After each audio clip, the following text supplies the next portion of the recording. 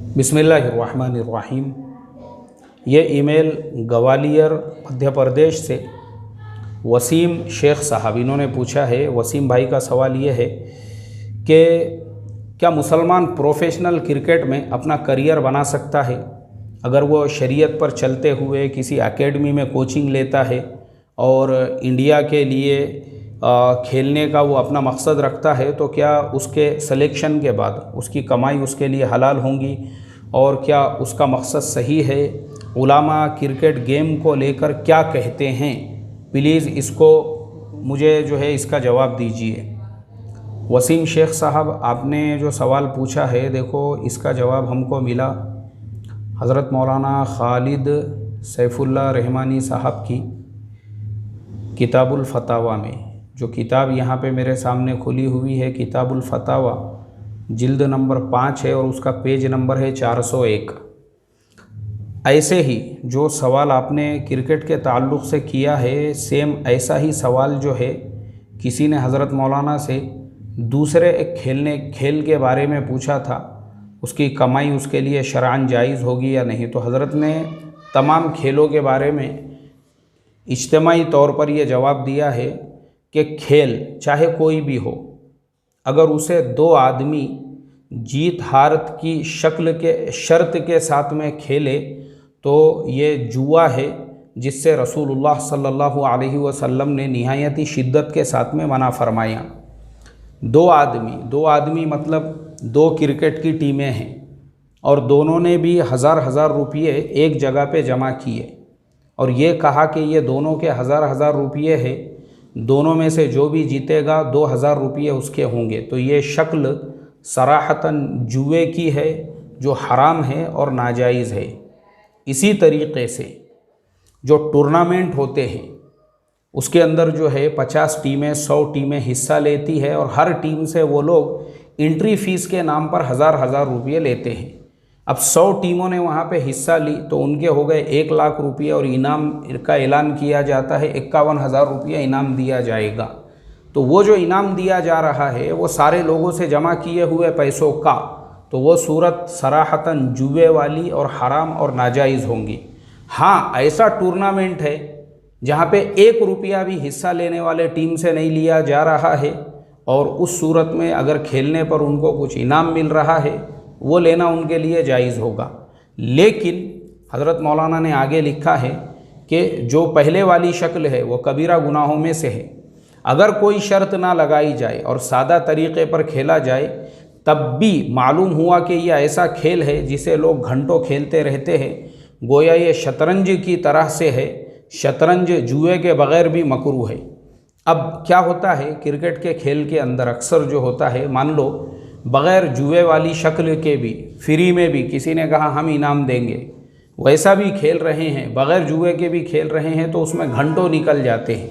इसीलिए IPL वगैरह जब चलते हैं, लोग अपना काम धंधा छोड़ के, सारी चीज़ें छोड़कर 24 घंटे उसी के अंदर लगे हुए होते हैं।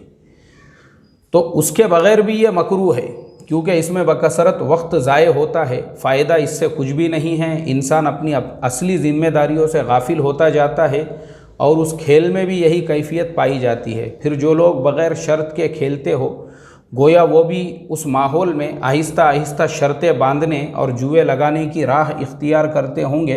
इस तरह ये खेल इंसान को मासियत की तरफ ले जाता है और जो चीज़ इंसान को मासियत और गुनाह के रास्ते पर ले जाए वो ख़ुद भी मासियत है। लिहाजा जुए के बग़ैर भी ये खेल कराहियत से खाली नहीं है। मतलब बग़ैर जुए के, बग़ैर शर्त के, बग़ैर किसी चीज़ के भी अगर क्रिकेट खेला जा रहा है तो भी वो मासियत से खाली नहीं है, तो भी वो कराहियत से खाली नहीं है। तब भी मौलाना खालिद साहब ने उसको मकरूह लिखा है। अब मैं आपको एक दरमियान में वाक़या सुनाता हूँ जो मैंने ख़ुद BBC लंदन के ऊपर सुना था। पाकिस्तान का वाक़या है कि वहाँ पर ऐसे ही एक टूर्नामेंट चल रहा था और एक वालिदा ने अपने बेटे से कहा कि जा इस भैंस को पानी पिला के लेकर आ। वो नौजवान भैंस लेकर चला। अब जहाँ टूर्नामेंट चल रहा था वहाँ पे लोग जो है दोनों टीमों के ऊपर पैसे लगा रहे थे।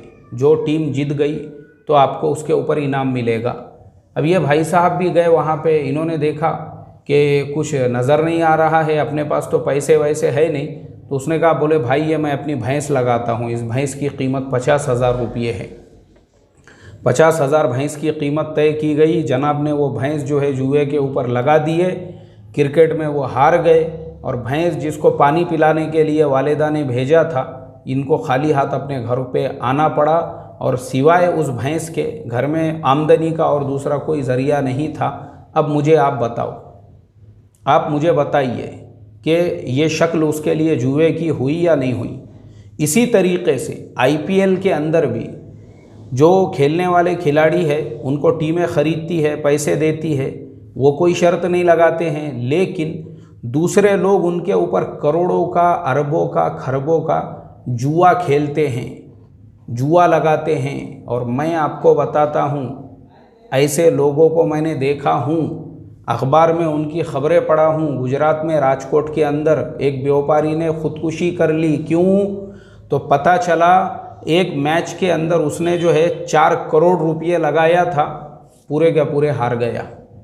वो हारने की वजह से जो तकाज़े वाले थे घर पे बार बार तकाज़ा करने लगे, उसने अपनी जान दे दी। ऐसे बहुत सारे वाक़ियात पेश आते हैं। तो मौलाना खालिद साहब ने आगे लिखा है, जैसे गुनाह के इर्तिकाब की मुमानात है, इसी तरह गुनाह में ताउन करना भी कुछ कम दर्जे गुनाह नहीं, और गुनाह की तरफ दावत और उसकी तरगीब तो सख्त तरीन मासियत है।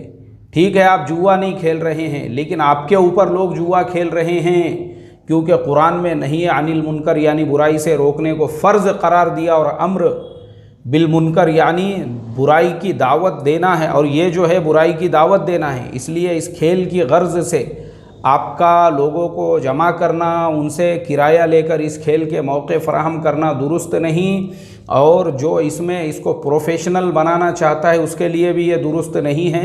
इससे इज्तनाब करे, अल्लाह ताला पर भरोसा करके कोई दूसरा हलाल ज़रिए माश तलाश करे। इंशाअल्लाह अल्लाह ताला आपकी ज़रूर मदद फरमाएंगे। तो वसीम शेख साहब, मसला आपके समझ में आ गया होगा। ऐसा खेल जिसके ऊपर लोग सट्टा खेलते हैं, जुआ खेलते हैं, वो भी प्रोफेशनल तरीक़े से, अगर आप उसके खिलाड़ी बनना चाहते हैं तो आप जुए और सट्टे के अंदर लोगों के मददगार बन रहे हो, तो मददगार बनने की वजह से आप भी गुनहगार होंगे।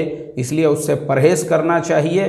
अल्लाह तबारक व तआला ऐसे खेल से हमारी हिफाजत फरमाएँ और वक्त के ज़िया और बर्बादी से भी हमारी हिफाजत फरमाएँ। अस्सलामु अलैकुम व रहमतुल्लाहि व बरकातुहू।